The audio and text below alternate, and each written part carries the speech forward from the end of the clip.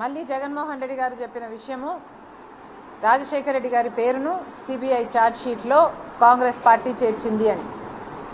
Congress party అధ్యక్షురాలుగా దీన్ని clarify చేయడం నా బాధ్యత కాబట్టి మరొకసారి చెప్తున్నాము. నిజానికి రాజశేఖర రెడ్డి గారి పేరును సిబిఐ ఛార్జ్ షీట్లో చేర్చింది కాంగ్రెస్ పార్టీ కాదు. కాకపోగా కాంగ్రెస్ పార్టీ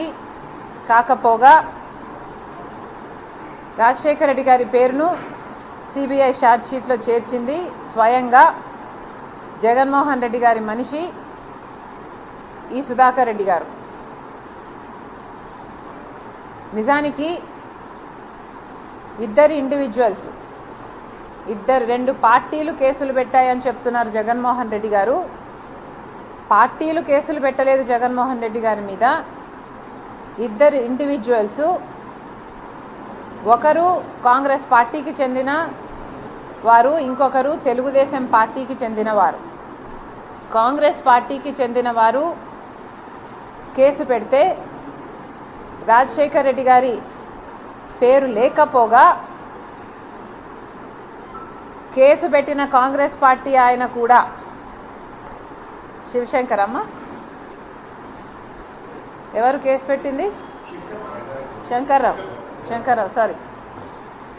సో కేసు పెట్టింది కాంగ్రెస్ పార్టీకి చెందిన శంకర్రావు అయితే కనీసం ఆయన పేరు, ఆయన సంతకం కూడా సరిగ్గా లేకపోతే దీని పేపర్ వర్కే సరిగ్గా లేదు అని నిజానికి కోర్టు దాన్ని తృణీకరిస్తుంటే ఇంప్లీడ్ అయ్యి ఆ కేసుకు బలం చేకూర్చింది తెలుగుదేశం పార్టీకి చెందిన ఎర్రమనాయుడు.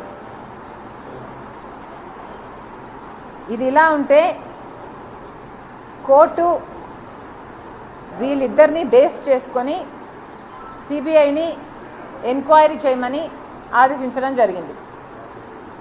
తర్వాత సిబిఐ ఎఫ్ఐఆర్లో రాజశేఖర రెడ్డి గారి పేరు లేదు.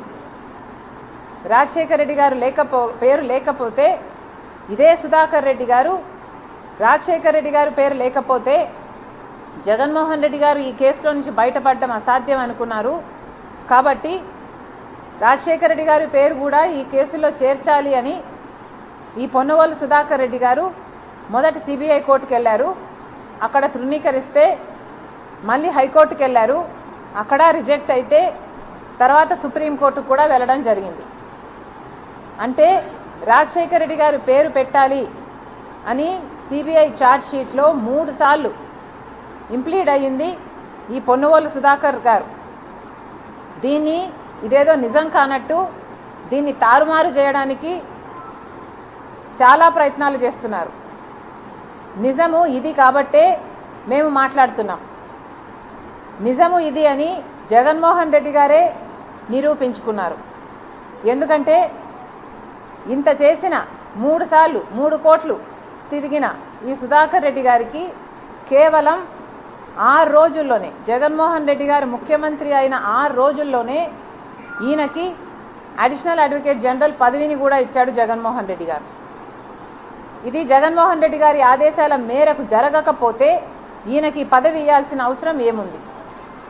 ఎవరైనా సొంత తండ్రి పేరుని సిబిఐ ఛార్జ్ షీట్లో చేర్చాలి అని 3 కోట్లకు తిరిగిన వ్యక్తికి ఏఏజీ పదవిని అట్టగడతారా? అప్పచెప్తారా? జగన్మోహన్ రెడ్డి గారు సమాధానం చెప్పాలి. నేనైతే నా తండ్రి పేరును 3 సార్లు ఛార్జ్ షీట్లో పెట్టాలనుకున్న వ్యక్తిని, 3 కోట్లకు తిరిగిన వ్యక్తిని నేనైతే అలాంటి పదవిని ఇయ్యను. మరి జగన్మోహన్ రెడ్డి గారు ఎందుకు ఇచ్చారు? మీరు ఇచ్చారు అంటే జగన్మోహన్ రెడ్డి గారే ప్రూవ్ చేస్తున్నట్టు కదా. జగన్మోహన్ రెడ్డి గారి ఆదేశాల మేరకే ఈయన 3 కోట్లను తిరిగారు, రాజశేఖర రెడ్డి గారి పేరును పెట్టించారు. కాబట్టి ఆ ప్రతిఫలంగా సుధాకర్ రెడ్డి గారికి ఈ పదవిని ఇచ్చారు అన్నది వాస్తవంగా ఇక్కడ కళ్ళకెదుట అందరికీ తెల్లం అయిన విషయం. ఇది కాదు అని మభ్యపెట్టే ప్రయత్నం చేస్తున్నారు. మళ్ళీ ఒకసారి క్లారిఫై చేస్తున్నాం. కాంగ్రెస్ పార్టీ అధ్యక్షురాలుగా రాజశేఖర రెడ్డి గారి పేరును సిబిఐ ఛార్జ్ షీట్లో పెట్టింది కాంగ్రెస్ పార్టీ కాదు. ఈ పొన్నవోలు సుధాకర్ రెడ్డి గారు 3 కోట్లు తిరిగి మరీ ఛార్జ్ షీట్లో పెట్టించడం జరిగింది.